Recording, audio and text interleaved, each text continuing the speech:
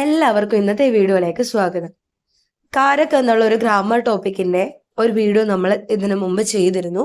അതിന്റെ അവസാന ഭാഗമാണിത്. അപ്പോൾ കാരക്കിന്റെ 8 ടൈപ്സിൽ 4 ടൈപ്സ് നമ്മൾ ഫസ്റ്റ് വീഡിയോയിൽ ചെയ്തിരുന്നു. അതിന്റെ ലിങ്ക് ഡിസ്ക്രിപ്ഷൻ ബോക്സിൽ ഇടുന്നതാണ്. അപ്പോൾ ആവശ്യമുള്ളവർക്ക് അതുകൂടി ഒന്ന് കണ്ടു നോക്കാവുന്നതാണ്. അത് കണ്ടിട്ട് സെക്കൻഡ് പാർട്ട് നോക്കുന്നതായിരിക്കും കുറച്ചുകൂടി നല്ലത്.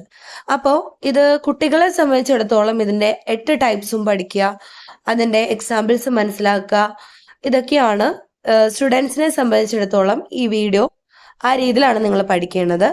അല്ലാതെ ഹിന്ദി പഠിക്കാൻ ഇഷ്ടത്തോടുകൂടി കാണുന്നവരാണെങ്കിൽ ഇതിന്റെ ടൈപ്സ് ഒന്നും നിങ്ങൾ പഠിക്കേണ്ട കാര്യമില്ല. ഇതിലെ വിഭക്തി ചിഹ്നങ്ങളെല്ലാം മനസ്സിലാക്കിയിരിക്കുക. എന്തുകൊണ്ടാണ് അവിടെ കോ ചേർത്തത്, അല്ലെങ്കിൽ കേലി എവിടെയാണ് വരേണ്ടത്, അല്ലെങ്കിൽ സേ എവിടെയാണ്, സേയുടെ ഉപയോഗം, ഇതൊക്കെയാണ് ഈ രണ്ട് പാർട്ട് 1 പാർട്ട് 2 വീഡിയോയിൽ നിന്ന് നിങ്ങൾ മനസ്സിലാക്കി എടുക്കേണ്ടത്. അപ്പൊ അത് സെന്റൻസ് സ്ട്രക്ചർ ചെയ്യുമ്പോൾ വളരെ ഇമ്പോർട്ടന്റ് ആണിത്. അപ്പൊ നമുക്ക് വീഡിയോയിലേക്ക് കടക്കാം. അപ്പോൾ ഇത് 5ാമത്തെ ടൈപ്പാണ് അപാദാൻ കാരക്. അപാദാൻ കാരക് ഇതിന്റെ വിഭക്തി ചിഹ്നമാണ് സേ. അപ്പൊ ഓൾറെഡി നമ്മൾ ഒരു സേ പഠിച്ചിരുന്നു. ആ സേ എന്ന് പറഞ്ഞാൽ എന്താണ്? എന്തിൻ്റെങ്കിലും ഹെൽപ്പോട് കൂടി നമ്മളൊരു കാര്യം ചെയ്യുന്നു. പേന കൊണ്ട് എഴുതുന്നു, കലം സേ ലിഖ്താ ഹേ. ഓക്കെ, അങ്ങനെ പറയുമ്പോഴാണ് നമ്മൾ കഴിഞ്ഞ പാർട്ടിൽ പറഞ്ഞ ആ ഒരു അർത്ഥത്തിൽ സേ ഉപയോഗിക്കുന്നത്. ഇവിടെ സേ എന്നുള്ളതിന്റെ അർത്ഥം എന്താണ്? संज्ञा के जिस रूप से एक वस्तु का दूसरी से अलग होना पाया जाए वह अबादान कारक कहलाता है. ഒരു സെന്റൻസില് ഒരു വസ്തുവിന് മറ്റൊരു വസ്തുവിൽ നിന്നൊരു വേർപാടുണ്ടാവുകയാണ്, അതായത് അതിൽ നിന്ന് വിട്ടു പോരുവാണ് എന്ന് കാണിക്കാനാണ് നമ്മൾ സേ ഉപയോഗിക്കുന്നത്. ഇപ്പോ ഞാൻ എറണാകുളത്ത് നിന്ന് വരികയാണ്, അയാൾ എറണാകുളം എന്നുള്ള പ്ലേസിൽ നിന്ന് വിട്ടിട്ട് വേറൊരു പ്ലേസിലേക്ക് വരുവാണ്. അപ്പോൾ അവിടെ ഒരു അൽഗാവാണ് എന്ന് വെച്ചാൽ എന്താ? അവിടെ നിന്ന് വിട്ടു പോരുവാണ്, വേർപെട്ട് പോരുവാണ്. അങ്ങനെ കാണിക്കാനാണ് നമ്മൾ സേ ഉപയോഗിക്കുന്നത്. ഇപ്പോ മുകളിൽ നിന്ന് ഒരു പാത്രം താഴേക്ക് വീണു, അല്ലെ മുകളിൽ നിന്നൊരു മൊന്ത താഴേക്ക് വീണു. അപ്പൊ മുകളിൽ നിന്ന് എന്ന് കാണിക്കാൻ വേണ്ടി നമുക്ക് എന്ത് ചെയ്യാം? ഊപ്പർ സേ. ഊപ്പർ മുകളിൽ, സേ എന്ന് വെച്ചാൽ ഫ്രം. ഓക്കെ, അവിടെ നിന്ന് എന്ന് കാണിക്കാൻ, മുകളിൽ നിന്ന്, എവിടെ നിന്നാണ് മൊന്ത വീണതെന്ന് കാണിക്കാനാണ് നമ്മൾ സേ ഉപയോഗിക്കുന്നത്. ഓക്കെ, ഊപ്പർ സേ, നിന്ന് എന്നുള്ള അർത്ഥത്തിൽ ഉപയോഗിക്കുന്നു. നമുക്ക് കുറച്ച് ഉദാഹരണങ്ങൾ നോക്കാം. മേ എറണാകുളം സേ ആ രഹാ ഹൂ. മേം എന്ന് പറഞ്ഞാൽ ഞാൻ, എറണാകുളം സേ, എറണാകുളം ഒരു പ്ലേസിന്റെ പേരാണ്. എറണാകുളം സേ എന്ന് പറഞ്ഞാലോ എറണാകുളത്ത് നിന്ന്, ഞാൻ വരുന്നത് എറണാകുളത്ത് നിന്നാണ്, അല്ലെ? മേ എറണാകുളം സേ ആ രഹാ ഹൂ. ആന മീൻസ് വരിക, ആ രഹാ ഹൂ മീൻസ് വരികയാണ്. മേ എറണാകുളം സേ ആ രഹാ ഹൂ, ഞാൻ എറണാകുളത്ത് നിന്ന് വന്നുകൊണ്ടിരിക്കുകയാണ്. ലോട്ട ചത് സേ ഗിര. ലോട്ട മീൻസ് മൊന്ത, ചത്, ചത് എന്ന് വെച്ചാൽ റൂഫാണ്, മേൽക്കൂര, വീടിന്റെ റൂഫ് എന്നൊക്കെ നമ്മൾ പറയല്ലേ.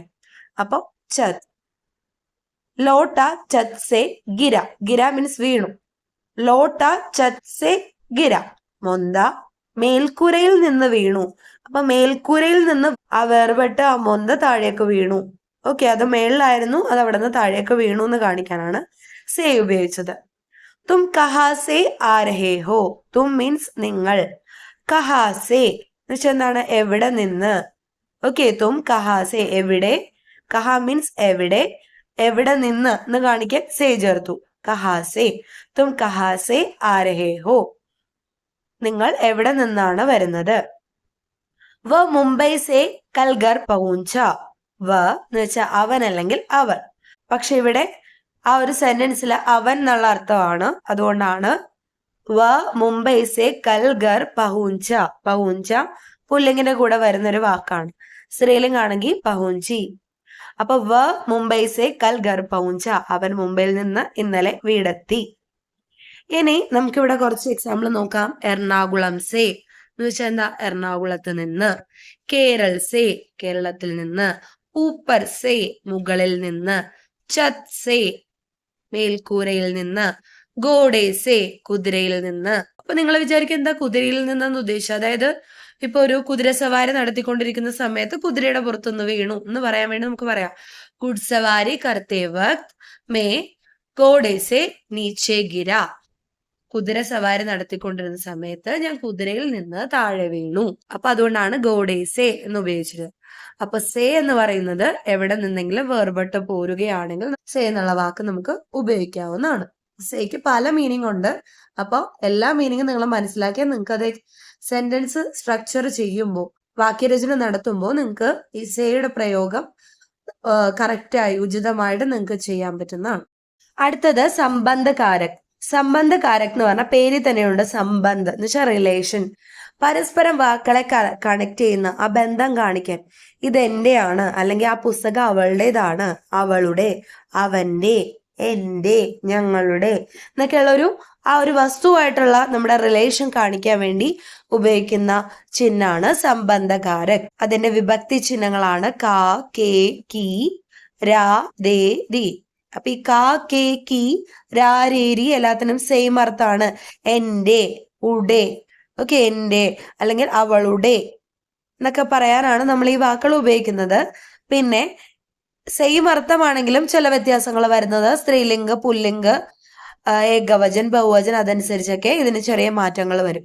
പുല്ലിംഗ ആവുമ്പോൾ ക അല്ലെങ്കിൽ രാ ചേർക്കും. പുല്ലിംഗ ബഹുവചനാണെങ്കിൽ കെ അല്ലെങ്കിൽ രേ ചേർക്കും.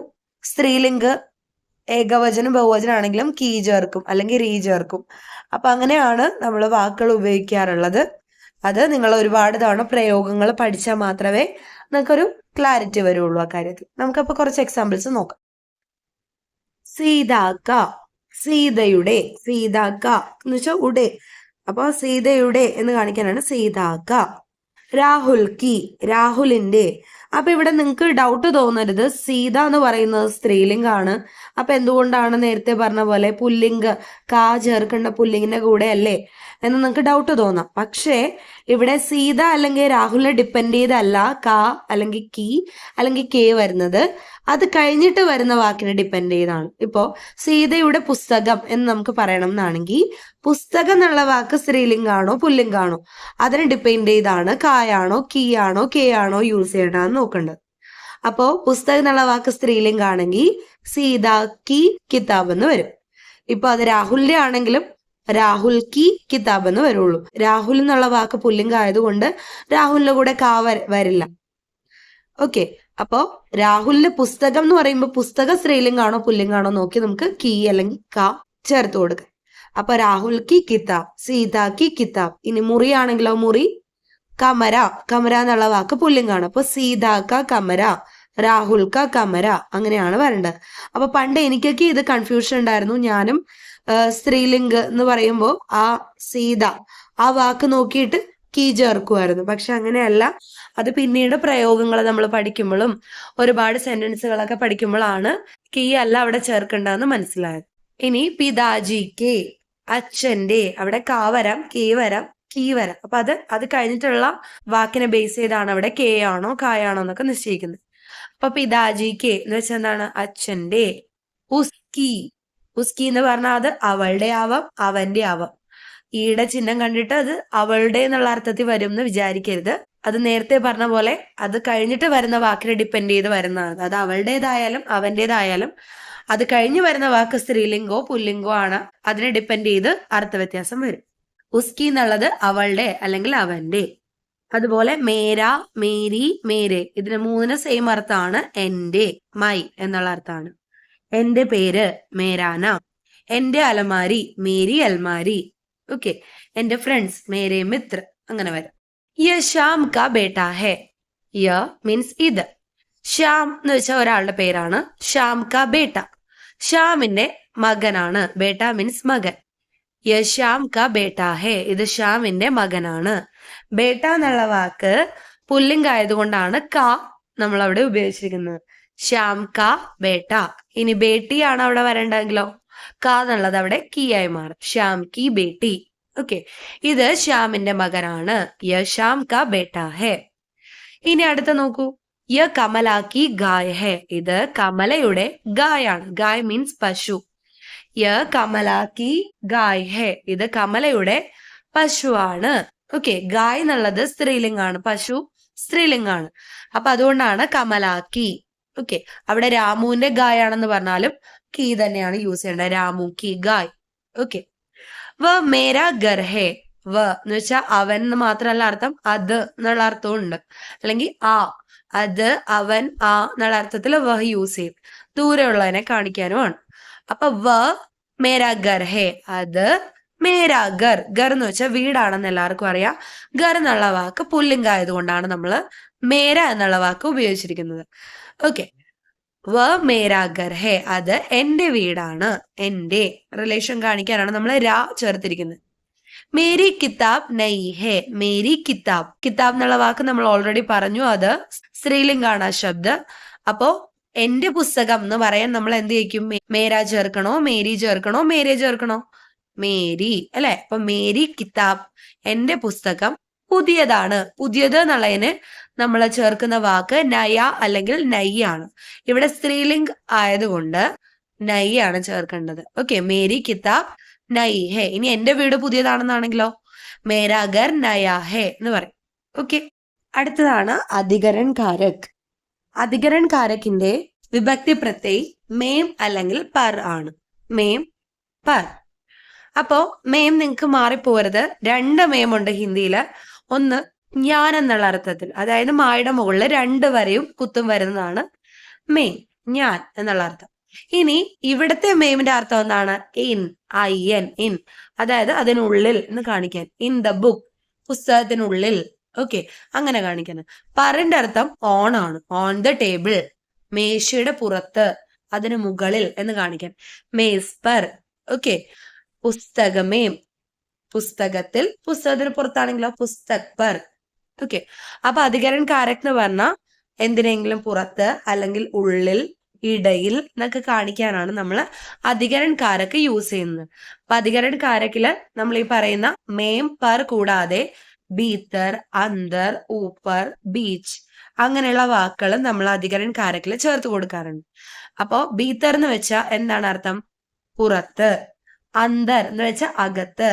ഓക്കെ, ഊപ്പർ എന്ന് വെച്ചാൽ മുകളിൽ. ബീച്ച് എന്ന് വെച്ചാൽ ബെറ്റ്വീൻ, ഇടയിൽ എന്നാണ് അർത്ഥം. അപ്പൊ ഈ ഒരു വാക്കുകൾ നമ്മൾ അധികരൺ കാരക് എന്നുള്ള ഒരു അർത്ഥത്തിൽ ഉപയോഗിക്കാറുണ്ട്. കമരേമേം ടി വി രഖാ ഹേ. കമരേമേം, കമര മീൻസ് മുറി, റൂം. കമരേമേം എന്ന് വെച്ചാൽ എന്താ അർത്ഥം? ഇൻ ദ റൂം, മുറിയിൽ അല്ലെ. ടി വി രഖാ ഹേ, രഖ്ന മീൻസ് വെക്കുക. കമരേമേം ടി വി രഖാ ഹേ, മുറിയിൽ ടി വി വെച്ചിട്ടുണ്ട്. ഹരി ഗർമേ ഹേ, ഹരി ഒരാളുടെ പേരാണ്. ഗർമേം വീട്ടിൽ, ഗർമേം ഇൻ ദ ഹൗസ്, വീട്ടിൽ.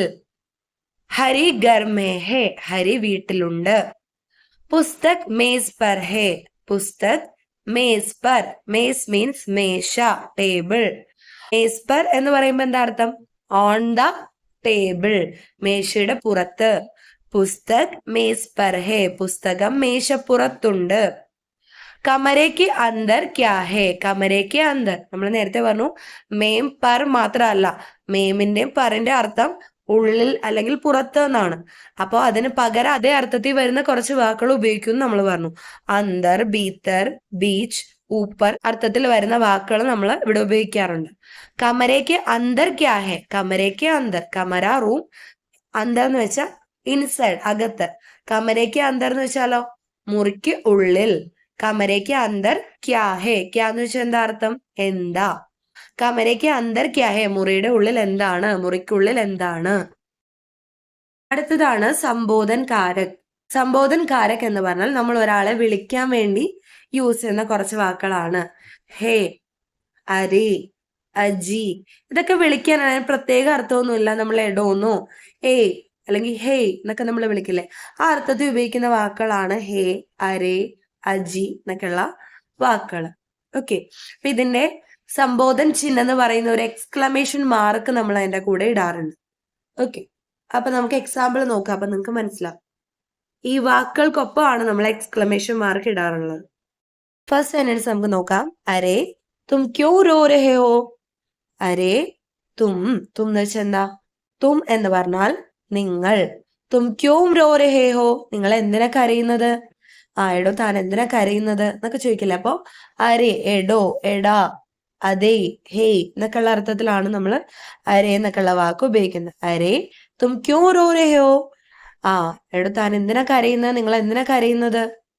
ഹേ ഗോപാൽ യഹാ ആവോ, ഹേ ഗോപാൽ ഇവിടെ വരൂ. ഹേ ഭഗവാൻ യേ ക്യാ ഹോ രഹാ ഹൈ. ദൈവമേ ഇത് ഇവിടെ എന്താണ് നടക്കുന്നത്? യേ ക്യാ ഹോ രഹാ ഹൈ. ഇത് എന്താണ് ഇവിടെ സംഭവിച്ചുകൊണ്ടിരിക്കുന്നത്? ഓക്കെ, അപ്പൊ ഇങ്ങനെയുള്ള സന്ദർഭങ്ങളിലാണ് നമ്മൾ അരേ അല്ലെങ്കിൽ ഹേ, അജി എന്നൊക്കെയുള്ള വാക്ക് ഉപയോഗിക്കുന്നത്. അപ്പൊ ഇത്രയാണ് നമ്മുടെ കാരക് എന്നുള്ള ഒരു ടോപ്പിക്കിൽ വരുന്നത്. 8 ടൈപ്സും നമ്മൾ പഠിച്ചു, അതിന്റെ വിഭക്തി ചിഹ്നങ്ങളും നമ്മൾ പഠിച്ചു. അപ്പോൾ ഇതുകൊണ്ട് നിങ്ങൾ സെന്റൻസുകൾ ഉണ്ടാക്കി നോക്കുക. അതുപോലെ ഇനി ഏതെങ്കിലും പുസ്തകങ്ങളിൽ നിങ്ങൾ ഹിന്ദി സെന്റൻസുകൾ കാണുവാണെ അവിടെ ഇതൊക്കെ ഒന്ന് മാർക്ക് ചെയ്ത് വെച്ച് നോക്കുക. കേലി എവിടെയാണ് ഉപയോഗിച്ചിരിക്കുന്നത്, സേ എവിടെയാണ്, അതിന്റെ അർത്ഥം ഈ പറഞ്ഞതാണോ എന്നൊക്കെ വന്ന് നിങ്ങൾ തന്നെ ഒന്ന് റിവൈസ് ചെയ്ത് നോക്കുക. അപ്പൊ നിങ്ങൾക്ക് അത് കൂടുതൽ കണക്റ്റ് ആവും. അപ്പോൾ വീഡിയോ ഇഷ്ടമായെങ്കിൽ ഉറപ്പായി ലൈക്ക് ചെയ്യുക, ഷെയർ ചെയ്യുക, അതുപോലെ നിങ്ങളുടെ അഭിപ്രായങ്ങൾ കമന്റിലൂടെ അറിയിക്കുക. അപ്പൊ നമുക്ക് അടുത്ത വീഡിയോയിൽ കാണാം.